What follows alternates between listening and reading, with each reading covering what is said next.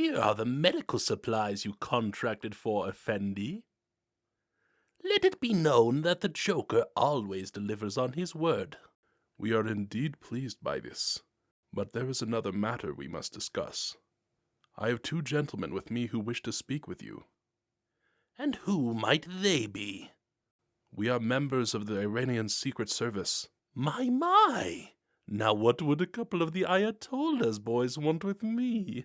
Our superior has a business proposition he'd like to discuss with you. He's waiting in the rear office. Here, hold this. I'll settle up with you boys when I get back. Please, sir, my superior is not used to being kept waiting.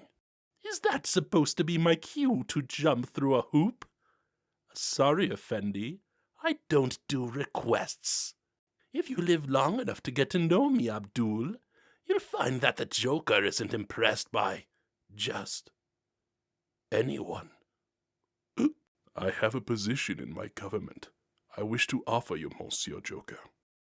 It isn't all that often that the Crown Prince of Crime finds anybody more despicable than him, someone who even makes him grovel in their presence. The Joker meeting the Ayatollah is definitely one of the more bizarre things that happens in Batman comics. Well, I suppose meeting the Ayatollah wasn't all that bizarre, especially compared to what happens next. You know, the Ayatollah appointing him to become the UN ambassador for Iran. Now, this is definitely not the type of comic book you'd see in the mainstream media nowadays. While Death in the Family is definitely one of the most famous Batman stories, it seems to have also become one of the more controversial ones. In the 2020 animated adaptation, the Joker never meets the Ayatollah or becomes Iran's ambassador for the UN. It also completely erases the Middle Eastern plot and instead has the story take place in Bosnia. I wonder what would happen if DC Comics tried publishing a story like this again today. The keyboard warriors on Threads and Blue Sky would not be happy. Krishan Baker, a critic, has said, "It is a culmination of an embarrassing series of storytelling gaffes that flattens the complexities of Middle Eastern turmoil into a homogeneous caricature of racial stereotypes." Others claim the story doesn't really fit well, as some elements in the plot are extremely dark and others are very bizarre and funny, with Jason Todd being ruthlessly murdered by the Joker and then having it go into Joker becoming the ambassador for Iran. But in my opinion, that's probably a great summary of the Joker's character. To him, violence and life, it's all just a game.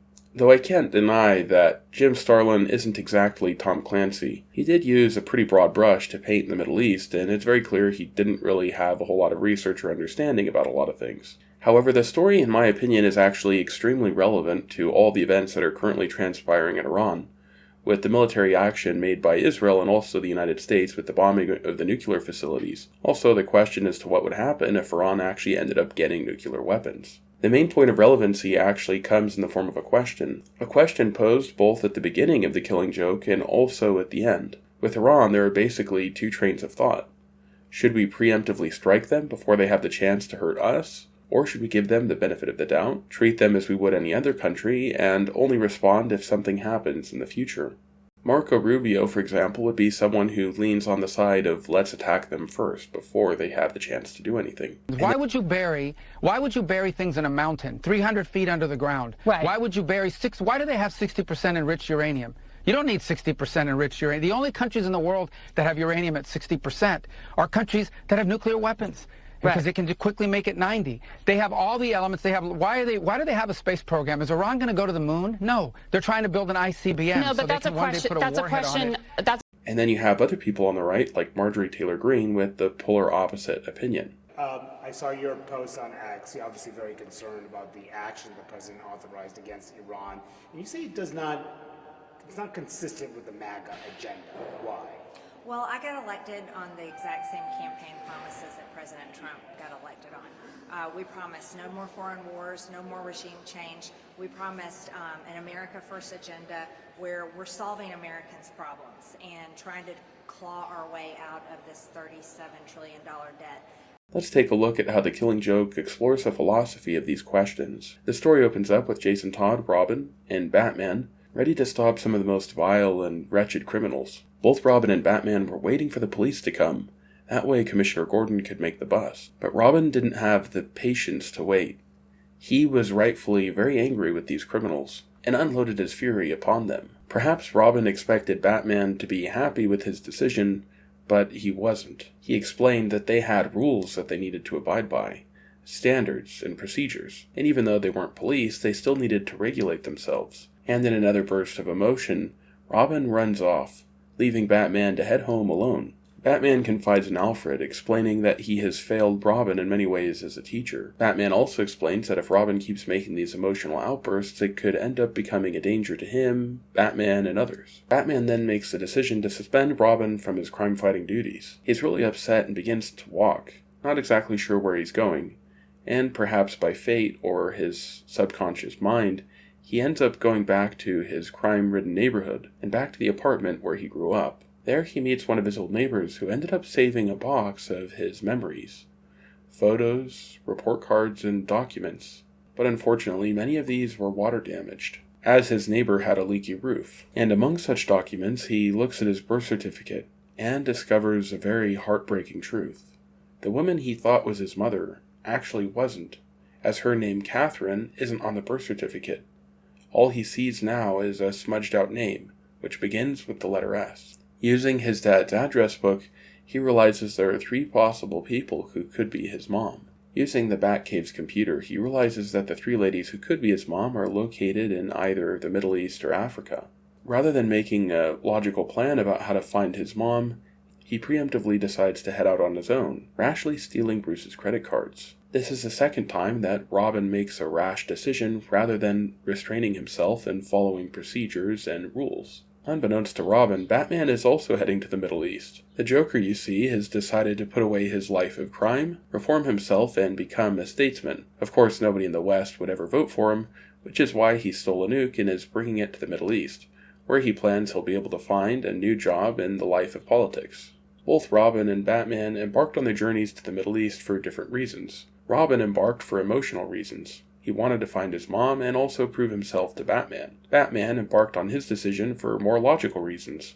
He realized that the Joker was a very big danger, and that he could end up causing World War III or a nuclear holocaust. And though they started their journeys for different reasons, they both ended up converging at the same points. Robin ends up finding his mom, and shortly thereafter he also finds the Joker, who's trying to extort her, to steal a bunch of medical supplies he can sell on the black market, and he trades said medical supplies intended for Ethiopian refugees with laughing gas, which will inevitably kill them. Robin stumbles on this plot, and rather than warning Batman, he preemptively runs off on his own, rashly thinking that he could solve the problem himself. Lucky for him, Batman tells him to stay put and not do anything, though Robin eventually isn't able to restrain himself and he hops into the fray, and this leads to his untimely demise. Batman quickly returns to Robin's position, but he didn't get there fast enough, and it's a little after this that the Joker ends up meeting the Ayatollah. He's dumbfounded and isn't exactly sure what to say.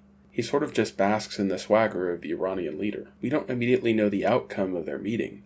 What was the Ayatollah wanting to tell Joker? What's this job he's telling him about? But with a few clues, we start to piece things together. The Joker tells Batman that he'll meet him at a specific address. We later learn that that's the address of the UN headquarters. Batman heads to the UN headquarters and is surprised to see not the Joker, but Superman waiting there for him.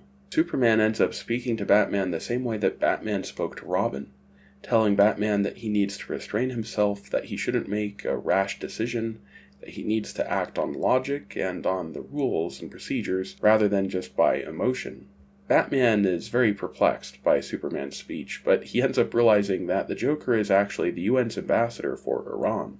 As an ambassador, he's been given diplomatic immunity, and all of his past crimes have been erased. Batman tries explaining that the Joker can't be trusted, but the rules are the rules, and Batman ends up constraining himself. Unlike Robin, Batman has a discipline to wait and not make a rash decision, and so the Joker comes into the UN assembly and gives a very eloquent speech. It is a great honor for me to be here tonight. I am proud to speak for the great Islamic Republic of Iran. That country's current leaders and I have a lot in common. Insanity and a great love of fish. But unfortunately, we also share a mutual problem. We get no respect. Everyone thinks of Iran as the home of the terrorist zealot. They say even worse things about me. Would you believe? We've both suffered unkind abuse and belittlement. Well, we aren't going to take it anymore. You'll no longer be allowed to kick us around. In fact, you aren't going to be able to kick anyone around ever again. Say good night, Gracie. And while Batman doesn't act irrationally, the Joker isn't quite a rational actor himself, and he unleashes death onto the UN Assembly. In this story, the Joker doesn't just represent Iran diplomatically, but also symbolically as well. With political discussions about the Middle East and Iran more specifically, there are two paths you can take. The path of Robin to preemptively jump in the fray, saying that there will be danger, but not necessarily knowing that there will be, or the more constrained approach of Batman, to wait and treat Iran the same way you would treat any other country, and see if they end up lashing out first. In the case of Robin, had he been a little more constrained, and had he waited for Batman, they probably would have been able to stop the Joker, and he definitely wouldn't have been killed. And in Batman's case, had he not been so constrained and had he not waited, he would have actually been able to preemptively stop the Joker from unleashing death onto the UN Assembly, and committing an act of terrorism. So which approach is better, to preemptively jump in the fray, or to wait till the enemy strikes first? A death in the family doesn't really answer the question, it just poses it twice in two different ways, showing how both paths could actually lead to death and destruction. I'm not sure if Jim was actually trying to tell us what the right answer is. Frankly, I don't even know if there is a right answer. Maybe most people's answers will depend on what the outcome is. I think that's what makes A Death in the Family so special. Beforehand, the writers and artists didn't exactly know the outcome of the book. Was Robin going to live or die? That was actually left to the readers at the time, who got to call in and vote. In a similar way, the story with Iran and Israel isn't something that we get to just decide and write like they're characters in the ether. It's something that's going to end up happening on its own. Will the two countries come to at least a temporary agreement, and will they be able to hold a temporary ceasefire, or will this bubble up into something a lot more bloody and violent, possibly even involving many other countries? Let me know what you think in the comments below, and as always, don't forget to like and subscribe, or